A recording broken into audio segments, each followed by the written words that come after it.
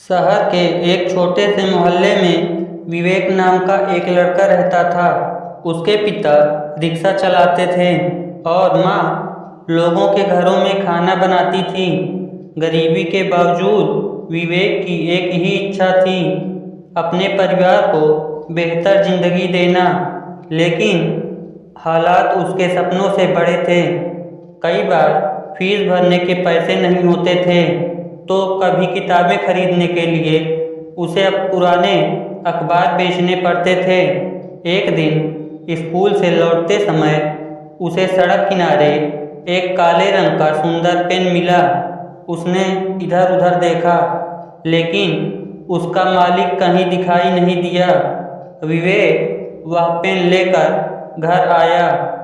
पहले तो उसने सोचा कि यह कोई महंगा पेन होगा, लेकिन जब उसने उससे लिखना शुरू किया तो उसे लगा कि लिखने में एक अलग ही आत्मविश्वास आ रहा है। उसने उसी दिन तय कर लिया कि अब वह हर दिन पहले से ज़्यादा मेहनत करेगा। उस पेन से वह रोज़ नोट्स बनाता, सवाल हल करता और अपने लक्ष्य लिखता।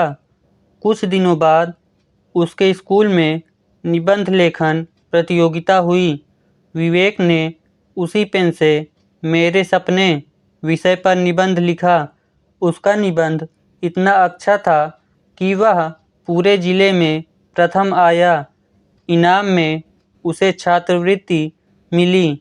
अब उसकी पढ़ाई का खर्च कम हो गया। उसने और मेहनत शुरू कर दी। समय बीतता गया।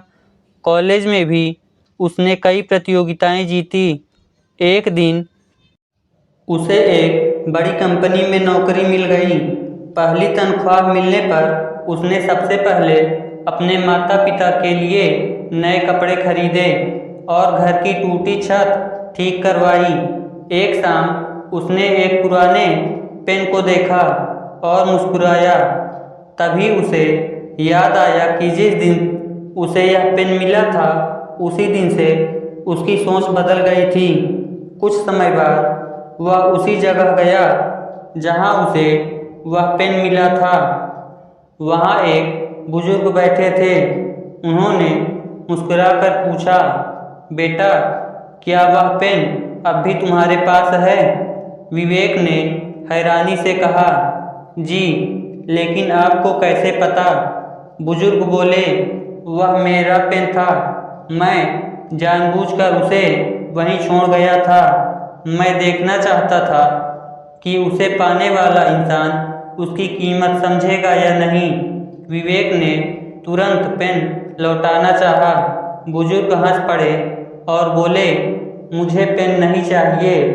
मुझे यह देखकर खुशी है कि तुमने उस पेन को जादू नहीं माना, बल्कि उसे मेहनत की याद बना लिया।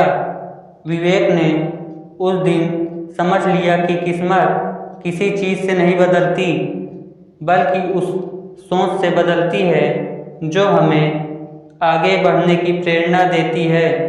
उसने फैसला लिया कि हर साल वह गरीब बच्चों को पेन और कॉपियाँ देगा, ताकि वे भी अपने सपनों की शुरुआत कर सकें।